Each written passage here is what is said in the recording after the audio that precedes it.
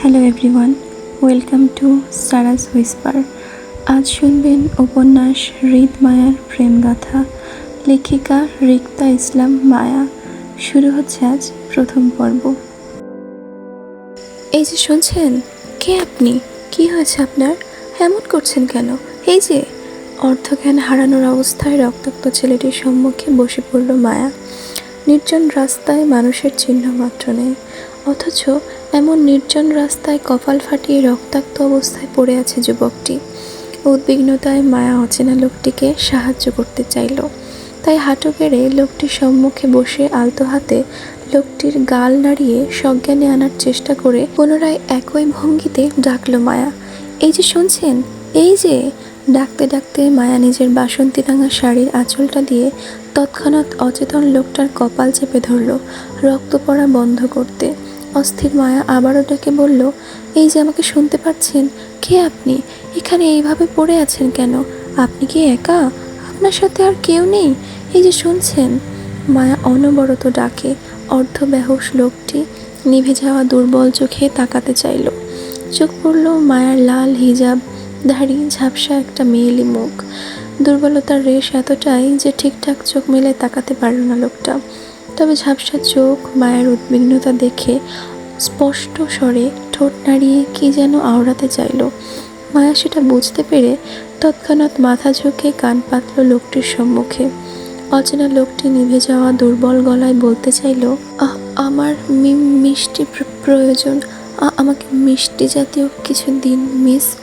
লোকটির অস্পষ্ট স্বরে কথা শুনে মায়া বুঝতে পেরে মাথা তুলে তাকালো লোকটির দিকে।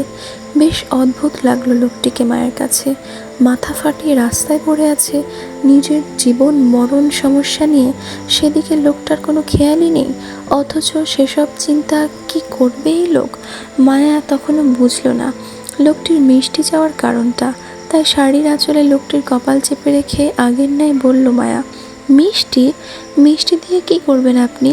আপনার কপালের যা অবস্থা, আপনাকে দ্রুত ডাক্তারের কাছে না নিয়ে গেলে আপনি আরও অসুস্থ হয়ে যেতে পারেন ভাইয়া। আপনাকে সাহায্য করতে। মায়াকে বলতে না দিয়ে লোকটি ফের হাঁফিয়ে উঠে দুর্বল গলায় বলল, আমার প্রেশার ফল করেছে মিস, সুগার প্রয়োজন, মিষ্টির ব্যবস্থা করুন কুইক। মায়া চমকে উঠল লোকটির কথায়। সুগার সমস্যা মায়ার বাবারও হয় মাঝে মধ্যে, তখন হাতের কাছে মিষ্টি প্রয়োজন হয়। মায়া দ্রুত নিজের কাঁধের ছোট পার্সটা ঘেঁটে একটা কিটক্যাট চকলেট হাতে নিল। চকলেটের উপরের কাগজটা ছাড়িয়ে দ্রুত এক টুকরো চকলেট লোকটার মুখে তুলে দিল। আজ মায়ার 16তম জন্মদিন ছিল। বড় ভাই আরিফের সাথে জন্মদিন উপলক্ষে ঢাকায় এসেছিল ঘুরতে। বেশ ফুরফুরে সারাটা দিন কাটলো আনন্দ করে। সাথে অবশ্য চাচাতো বোন জুইও ছিল। এই যে অচেনা লোকটাকে মায়া নিজের চকলেট খাওয়াচ্ছে, সেটাও জন্মদিনের উপহারে পাওয়া চকলেট ছিল মায়ার। আরিফ দিয়েছিল মায়াকে আজ। এতক্ষণ যাবৎ মায়া আরিফের সাথেই ছিল। দিন গিয়ে সন্ধ্যা হওয়ার তরুণ সবাই পুনরায় ব্রাহ্মণবাড়িয়ার উদ্দেশ্যে ফিরে যাচ্ছিল বাসায়। কিন্তু পথিমধ্যে হঠাৎ আরিফের বাইক চলতে চলতে থেমে যায়। তারপর আরিফ গাড়ি চেক করতে গিয়ে বুঝলো গাড়ির তেল ফুরিয়ে গেছে, সাথে গাড়ির টায়ারও পাংচার। এই জন্যে মূলত আরিফ বিপাকে পড়ে আর ব্রাহ্মণবাড়িয়ার উদ্দেশ্যে যেতে চাইল না, বরং ঢাকার পার্শ্ববর্তী এলাকায় থেমে গেল এবং আশেপাশে একটা হোটেল খুঁজে হোটেলের 2টো রুমও বুকিং করলো, একটা নিজের জন্য, অন্যটা জুই আর মায়ার জন্য। হোটেল থেকে খাওয়া দাওয়া করে বেশ রাতে বোনদের নিয়ে পার্শ্ববর্তী মার্কেটে বের হয়েছিল আরিফ অল্প স্বল্প কেনাকাটা করতে। কিন্তু মায়া কিভাবে যেন তাদের হতে ছুটে যায় এবং এই অচেনা লোকটির খপ্পরে পড়ে যায় সাহায্য করতে। তারপর থেকে মায়া আর বলতে পারছে না সে কোথায় আছে, আর এই অচেনা লোকটিই বা কে। মায়া লোকটিকে পরপর বেশ অর্ধেকটা চকলেট খাওয়ানোর পর লোকটা খানিকটা স্বস্তি হয়। বড় বড় নিঃশ্বাস ফেলে মায়ার কোল ঘেঁষে শরীর ছেড়ে দেয় দুর্বলতায়। মায়া চমকালো, ভরকালো, হতবিহ্বল হয়ে গেল লোকটির হঠাৎ কাণ্ডে। জড়তায় সেটিয়ে শিরশির করে উঠল শরীর মন। কম্পনের দেখা মিলল ওর ছোট শরীরে। মায়া কাঁপা কাঁপা হাতে ফের লোকটির মাথায় শাড়ির আঁচলটা ভালো করে চেপে ধরে বলল, এই যে শুনছেন ভাইয়া, আপনার ফোনটা দিন না। আপনার আর আমার বাড়িতে ফোন করে জানিয়ে দিই যে আমরা বিপদে পড়েছি রাস্তায়। আমাদের যেন তারা জলদি এসে এখান থেকে নিয়ে যায়। বাইরের আবহাওয়া ভালো নেই, দেখুন না কিরূপ ঝড়ঝাপটার বাতাস রয়েছে আশেপাশে, হয়তো যে কোনো সময় তুফান আসতে পারে। তাই দ্রুত আপনার ফোনটা আমায় দিন না প্লিজ, বাসায় কল করব। লোকটির কান অবধি পৌঁছলো না মায়ের কথাগুলো। দুর্বলতায় চোখ বন্ধ করে সে পড়ে আছে মায়ের কোলে। মায়া নিজের অবস্থানের কথা চিন্তা করে ঠোঁট ভেঙে ওঠে কান্নায়। আচ্ছা মতন ফেঁসে গেছে সে, না নিজের একটা ফোন আছে আর না লোকটা কিছু বলছে। এদিকে রাতটা অনেক বেশি হয়ে গেল, তার উপর আবার আকাশের অবস্থাটা বেশ খারাপ, যে কোনো সময় আকাশ ফেটে বৃষ্টি নামলো বলে। আবহাওয়া বেশ ভালো নয়, প্রবল বাতাসে ফুটপাতের ধুলো পর্যন্ত গোল গোল ঘুরছে। এমন তো অবস্থায় মায়ার চোখে মুখে অন্ধকার দেখছে অচেনা লোকটিকে নিয়ে এই মাঝ রাস্তায়। মায়া প্রবল কান্না পেল অসহায়ত্বে। সে নিজেও এই শহরের রাস্তাঘাট চেনে না। বর্তমানে যে জায়গায় মায়া বসে আছে সে জায়গাটার নামটাও জানা নেই ওর। মায়া কিভাবে কি করবে বুঝতে পারছে না আপাতত। শূন্য মস্তিষ্কে অসহায়ত্ব প্রকাশ করে ঠোঁট ভেঙে এবার কেঁদেই ফেলল। তারপরও অচেনা লোকটিকে একা ছেড়ে গেল না। মায়া চলে যেতে চাইলেও সেই রাস্তা বন্ধ, কারণ এখানের কোনো কিছুই মায়ের পরিচিত নয়। দেখা গেল এই লোকটাকে রাস্তায় ফেলে সে চলে গেল, কিন্তু কিছু দূর যেতেই আবারও বড় কোনো বিপদের সম্মুখীন যদি হয় তখন মায়া কী করবে? ভয়ার্ত মায়া মুখ তুলে আশপাশ পর্যবেক্ষণ করলো। আপাতত আশেপাশে কোনো মানুষের চিহ্ন পর্যন্ত দেখা যাচ্ছে না যে কারো কাছ থেকে সাহায্য চাইবেও। অসহায় মায়া লোকটির কাঁধ চেপে কোনো মতে ধরে বসাতে চাইলে দুর্বল লোকটি ফের নেতিয়ে পড়ল মায়ার কাঁধের উপর কপাল ঠেকিয়ে। অদ্ভুত শিহরণে মায়ার কিশোর মন কেঁপে উঠল। কাঁপা কাঁপা হাতের মায়া লোকটির দুবাহু ধরে বলল, এই যে ভাইয়া, আমাকে শুনতে পাচ্ছেন? আপনার ফোনটা কোথায় বলুন না প্লিজ। তৎক্ষণাৎ শোনা গেল লোকটির মৃদু স্বরের ধ্বনি, দ্রুত কোনো সেফ জায়গায় চলুন মিস, নয়তো বিপদ আমাদের সন্নিকটে, এই এরিয়াটা ভালো নয়। ভয়ে মায়া হাঁসফাঁস করলো। মনে কিছু সাহস জুগিয়ে অচেনা লোকটিকে ধরে উঠাতে চাইল, কিন্তু বলিষ্ঠবান লোকটির ওজনের সঙ্গে পারল না মায়া।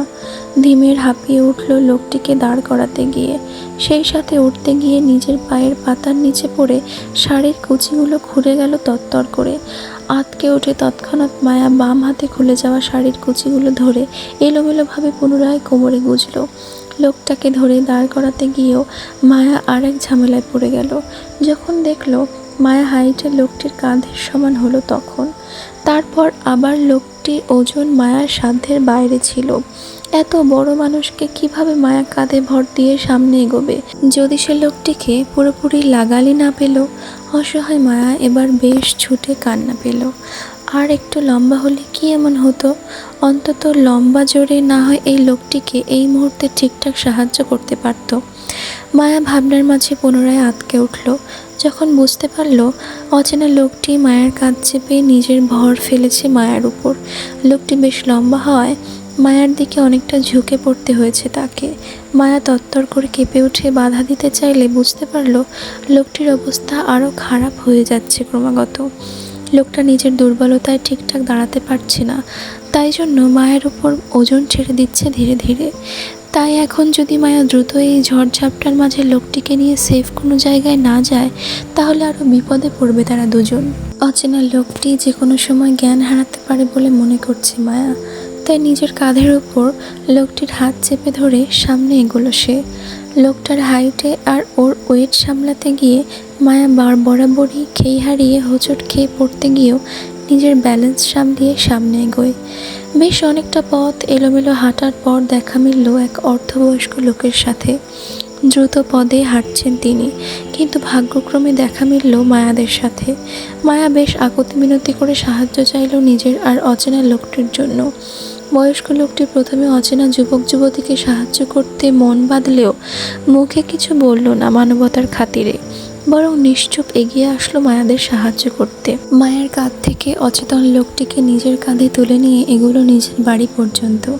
মায়া তাদের পিছন পিছন গেল, কিন্তু বিপত্তি বাঁধল অর্ধবয়স্ক লোকটির বয়স্ক বৃদ্ধা বাবাকে নিয়ে। তিনি মায়ার আর রক্তাক্ত লোকটির অবস্থা দেখে বেঁকে বসল, সাহায্য করতে দ্বিমত জানালো।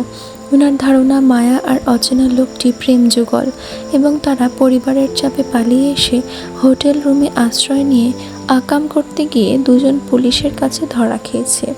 এরপর ছেলেটি পুলিশের হাতে মার খেয়ে দুজন আবারও পালিয়েছে এবং ওনার বাড়িতে এই মুহূর্তে আশ্রয় নিতে যাচ্ছে। ওনার ছেলের মাধ্যমে এমনটা ওনার চিন্তাভাবনা এঁটেছে ইতিমধ্যে। চিন্তাভাবনা অনুযায়ী মায়াকে এক ঝুট কথা শুনিয়ে ফেলেছে এসব বিশ্লেষণ করে। অবশ্য বৃদ্ধা লোকটির এসব বিশ্লেষণ করার পিছনে যথেষ্ট কারণও আছে, আর সেটা হলো মায়ার পরহিত এলোমেলো শাড়ি আর অচেতন যুবকটির ইন করা শার্ট প্যান্টের অবস্থা। মূলত ওনার অপবিত্র ধারণা আসলো মনে এসবের জন্যই। বৃদ্ধ লোকটির কথায় মায়া কান্না করতে করতে নিজের দিকে তাকায়। অচেনা লোকটিকে নিয়ে টানাটানি করাতে মায়ের গায়ের শাড়িটা অগোছালো, সাথে রক্তের লাল লাল দাগ ছড়িয়ে আছে সমস্ত শাড়ির জায়গায় জায়গায়। এমনকি মাথার হিজাবটাও ঠিক নেই। শাড়ির আঁচলটা পূর্ব থেকেই লোকটির রক্তে ভেজা ছিল। তাই ওনার ধারণা হতেই পারে মায়া অসৎ কাজ করে বেরিয়েছে এই অচেনা লোকটির সাথে। মায়া ঠোঁট চেপে কান্না আটকাতে চাইল। এই কেমন পরিস্থিতির শিকার হলো সে। এখন মায়া কিছু বললেও যে কেউ বিশ্বাস করবে না, সেটা লোকটার তীক্ষ্ণ কথা শুনেই বুঝতে পারছে মায়া। মায়া নিশ্চুপ কান্না করলো, তারপর মুখে কিছু বলল না। সাহায্যকারী অর্ধবয়স্ক লোকটি বাবা মসজিদের ইমামতির সাথে তিনি এলাকার গণ্যমান্য কাজী হিসেবে বেশ পরিচিত। তিনি শুধু অত্র এলাকার ছেলে মেয়েদের বিয়েই নয়, বরং আশেপাশে 5 এলাকার মানুষের বিয়েও দিয়ে থাকেন। এমন সম্মানিত ব্যক্তির ঘরে কখনোই পাপধারক মানুষের জায়গা হবে না বলে তিনি মনে করেন। কিন্তু এই ঝড়ঝাপটার রাতে এদের সাহায্য না করে বের করে দেওয়াটাও ঠিক হবে না। এতে আল্লাহ নারাজ হতে পারে। অসহায় মানুষদের সাহায্য করা ওনার ধর্মের শিক্ষা। উনি অচেনা ছেলে মেয়েদের সাহায্য করবে, তবে হালালভাবে, বৈধভাবে। বৃদ্ধা কাজী লোকটা নিজের মোটা ফ্রেমের চশমার ভিতর দিয়ে চোখ উঁচিয়ে আবারও এক পলক তাকালো মায়া আর রক্তাক্ত যুবকটির দিকে। অন্ধকারের ঘোরে কারো চেহারা স্পষ্ট হলো না ওনার কাছে, তবে অচেনা যুবকটিকে বেশ চেনা চেনা লাগলো ওনার কাছে। তিনি তীক্ষ্ণ দৃষ্টিতে যুবকটিকে আরও এক পলক দেখে নিয়ে নিজের ছেলেকে অনুমতি দিল সবাইকে নিয়ে ভিতরে যেতে। ওদের ভিতরে নিয়ে যাও হাফেজ। জি আব্বা। বাবার অনুমতি পেয়ে অচেতন লোকটিকে নিয়ে ভিতরে গেল হাফেজ সাহেব। পিছন পিছন গেল মায়া। যুবকটিকে ধরে বিছানায় শুইয়ে দিতেই পিত্তি চমকে উঠল হাফেজ সাহেবের। আতঙ্কিত চোখে বিছানায় শয্যাশায়ী যুবকটিকে দেখে তৎক্ষণাৎ ঘাড় ঘুরিয়ে তাকালো মায়ার দিকে। মায়াকে উপর থেকে নিচ পর্যন্ত চোখ বুলিয়ে দেখে দ্রুত বের হয়ে গেল রুম থেকে নিশ্চুপে। মায়া হাঁসফাঁস করলো হাফেজ সাহেবের অদ্ভুত দৃষ্টিতে। তিনি চলে যেতে যেতেই মায়া স্বস্তির হলো। নিজের পায়ে এগিয়ে গেল যুবকটির কাছে। হালকা ঝুঁকে পড়ল যুবকটির অবস্থা চেক করতে। ছেলেটির নড়াচড়া না দেখে আস্তে করে বসলো লোকটির পাশে। কিছুই ভালো লাগছে না ওর। অচেনা জায়গায় অচেনা মানুষের সাথে বসে বিপদের ভয় পাচ্ছে। আবার না জানি কিসের মধ্যে পড়ে যায় ও। ভীতু মায়া কলিজার পর্যন্ত কাঁপছে, গলা শুকিয়ে কাঠ।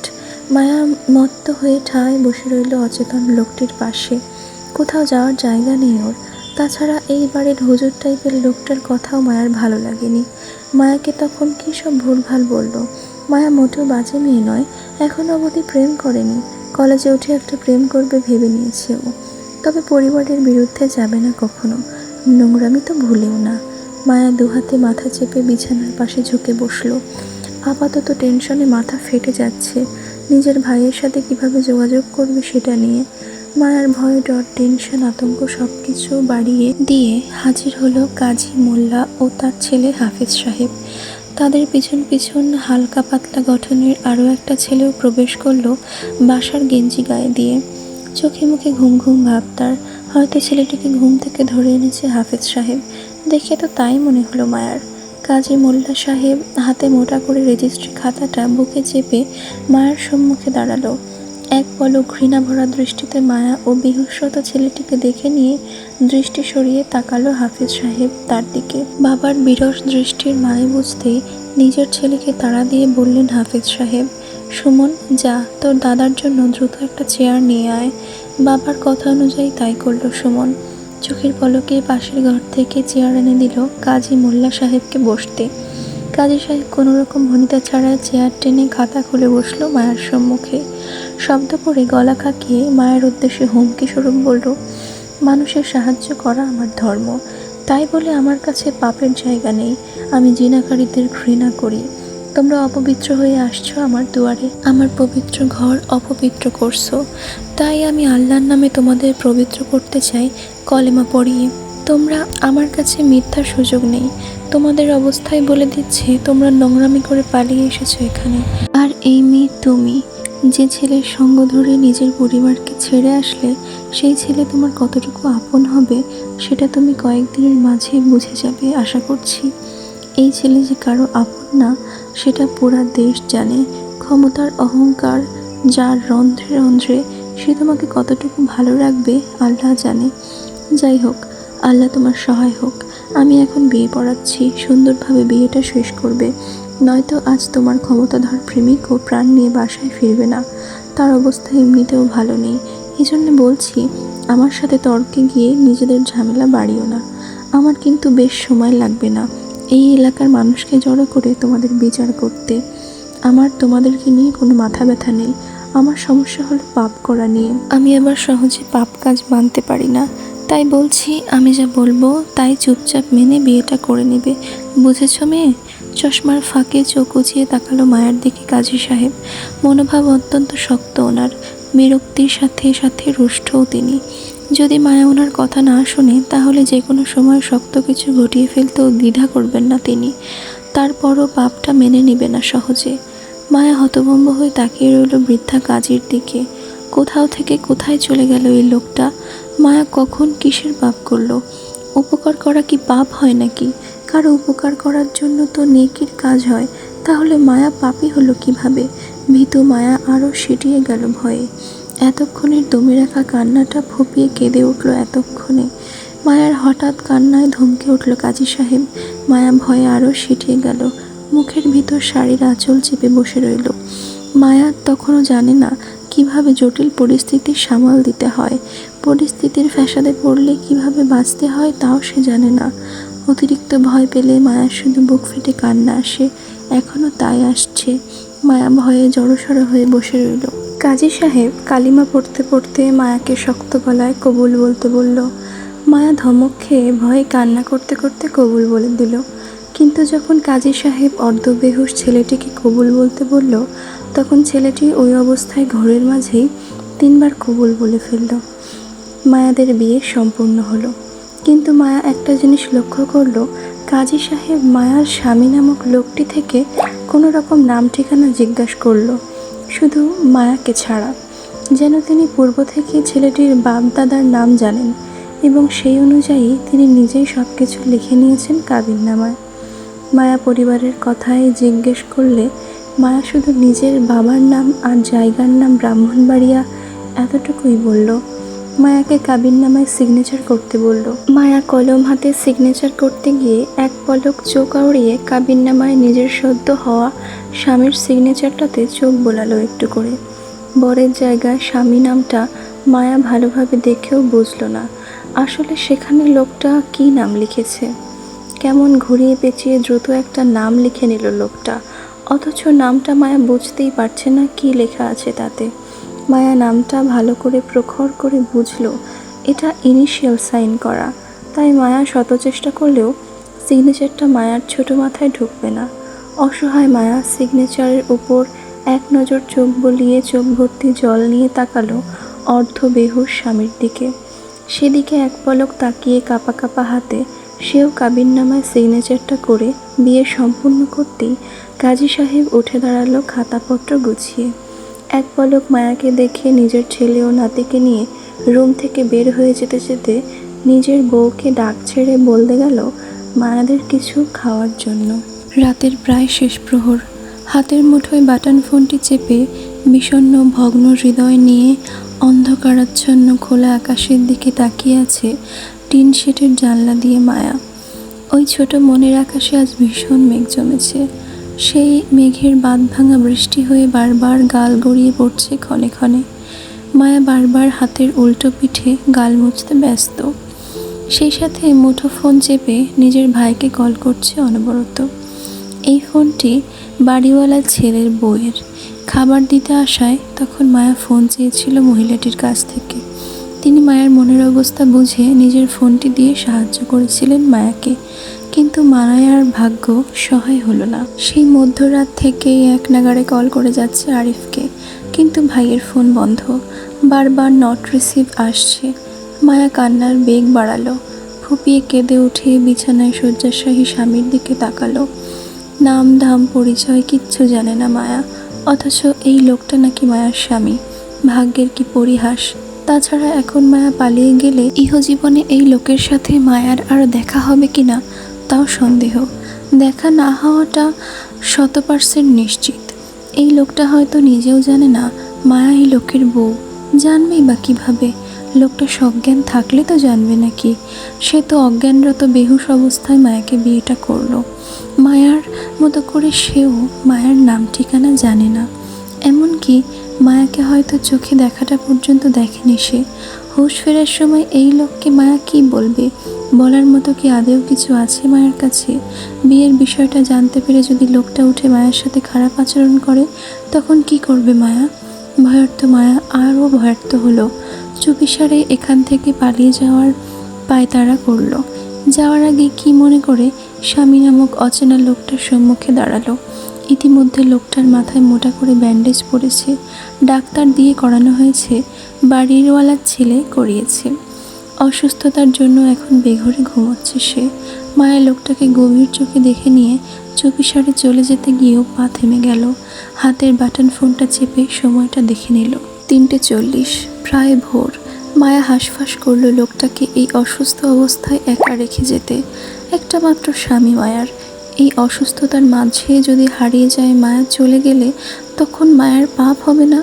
না থাক, মায়া না হয় আরেকটু কষ্ট করে কেটে কুটে স্বামীর পাশে থেকে গেল পাহারা দেওয়ার জন্য। তবে স্বামী চোখ খোলার আগে আগেই মায়া পালিয়ে গেলে তখন লোকটাও মায়াকে অপ্রকাশিত বিয়ের জন্য আর দায়ী করতে পারবে না। মায়া বেঁচে যাবে সারা জীবনের জন্য। এমনই লোকটা মায়াকে ভালোভাবে দেখেনি, এরপর আবার মায়ার সম্পর্কে সে কিছু জানেও না। এখন যদি মায়া পালিয়ে যায়, তাহলে জীবনের মায়াকে খুঁজে পাওয়ার সম্ভাবনা ওনারা নেই। স্বস্তির মনে মায়া ততক্ষণ বসে রইল যতক্ষণ পর্যন্ত না আরিফ মায়ার কলটা রিসিভ করছে। মায়ার কল তার ভাই রিসিভ করে ভোর 4:56 দিকে, তখন প্রায় ভোর ধরনের বুকে। উৎফুল্ল মায়া নিজের ভাইকে ওর অবস্থানের কথা জানিয়ে সব কিছু ছেড়ে ছুড়ে তৎক্ষণাৎই পালালো খোলা জানালা দিয়ে। তবে যাওয়ার আগে নিজের হাতের বাটন ফোনটা রেখে গেল স্বামীর সাহায্যের জন্য। মায়ার অচেতন স্বামীর ঘুম ভাঙে প্রায় 7টার দিকে। মাথা চেপে উঠে বসতেই রুমে ঢোকে কাজী সাহেব। তীক্ষ্ণ দৃষ্টিতে রুমের আশেপাশে তাকিয়ে মায়ার খোঁজ করে বলে, মেয়েটি কোথায়? গম্ভীর কণ্ঠ কানে আসতে ভারী মাথা চেপে চোখ তুলে কাজী সাহেবের দিকে তাকালো ছেলেটি। ব্যথায় মাথা এমনি হ্যাং হয়ে আছে, তার উপর আবার অপরিচিত জায়গা, অপরিচিত মানুষের মুখে অপরিচিত কারো খোঁজ তার কাছ থেকে করছে ভেবে খানিকটা কপাল কুঁচকে আসে বিরক্তিতে। সে উত্তর করল না, বরং মাথা চেপে বলল, আমাকে এখানে কে নিয়ে এসেছে? আমার ছেলে। কাজী সাহেবের কথা পিষ্টে তেমন কিছু বলল না যুবকটি, শুধু একটু করে বলল, একটা ফোন পাওয়া যাবে? কাজী সাহেব তীক্ষ্ণ দৃষ্টিতে ছেলেটির হাবভাব বোঝার চেষ্টা করে বলল, তোমার সামনেই রাখা আছে দেখো। ছেলেটির চোখ আউড়িয়ে নিয়ে নিজের সামনে থেকে মায়ার রেখে যাওয়া বাটন ফোনটি হাতে তুলে নিতে চাইলে কাজী সাহেব আবারও মায়ের খোঁজ করে বলল, তোমার সাথের মেয়েটি কোথায়? ফোনটি হাতে নিতে নিতে কপাল কুঁচকে তাকায় কাজী সাহেবের দিকে ছেলেটি। মূলত সে তখনও বুঝতে পারছে না তাকে বারবার কার কথা জিজ্ঞাসা করা হচ্ছে। কিসের মেয়ে? অকপটে সোজাসাপটা উত্তর করল কাজী সাহেব, তোমাকে নিয়ে রাতে যে মেয়েটি এসেছিল এখানে, আমি তার কথা জিজ্ঞেস করছি। সে কোথায়? তাকে দেখছি না কেন? ছেলেটি কপাল কুঁচকে কিছুক্ষণ মন্ত থেকে মনে করার চেষ্টা করলো আসলে কাজী সাহেব কার কথা বলতে চাচ্ছে তাকে। কয়েক সেকেন্ডের মধ্যে স্মরণে আসলো একটা ঝাপসা লাল হিজাবধারী মেয়েলি মুখ। রাস্তায় দেখা হয়েছিল মেয়েটার সাথে তার। দুর্বলতা ঠিকঠাক মেয়েটার ফেসটা পর্যন্ত দেখা হয়নি তার। এরপর থেকে সে নিজের হুঁশে ছিল না বলতে গেলে, অথচ এখন সকাল হতে না হতে সেই মেয়ের খোঁজ তার কাছে করছে। অদ্ভুত তো, যে মেয়েকে দেখেনি জীবনে সেই মেয়ের খোঁজ কিভাবে সে দেবে? বিষয়টি সে তেমন একটা আমলে না নিয়ে স্বাভাবিক ভঙ্গিতে বাটন ফোনে নাম্বার টাইপিং করতে করতে অকপটের উত্তরে বলল, আমি জানি না সে কোথায়। তুমি জানো না মানে? যুবকটি বাটন ফোনে টাইপ করতে করতে কাউকে মেসেজ পাঠিয়ে দুর্বল শরীরে উঠে দাঁড়ালো। আপাতত নিজের গন্তব্যের জন্য বের হবে সে, এখানে আর এক মুহূর্ত নয়। কিন্তু কাজী সাহেবের বরাবর তীক্ষ্ণ দৃষ্টি এড়িয়ে পকেটে দুহাত গুজতে গুজতে বলল, আপাতত বলতে পারছি না আপনার অনুসন্ধানকৃত মেয়েটি কোথায়, আর না তার খোঁজ নিতে আমি ইচ্ছুক। আমি চলে যাচ্ছি, আমাকে সাহায্য করার জন্য ধন্যবাদ। যুবকের কথায় খানিকটা তেতে উঠলেন কাজী সাহেব। তিনি চিনেন এই পাষাণ ছেলেকে, খান পরিবারের নিহাল চৌধুরীর একমাত্র ছেলে আব্রাহাম রিদ খান। রাগী আর উগ্র চলাফেরার জন্য বেশ বদনাম তার। ক্ষমতার জোরে মাটিতে পা পড়ে না তার। তবে মেয়েলি বাজে বিষয়ে কখনোই খান পরিবারের কাউকে জড়াতে শোনেননি কখনো।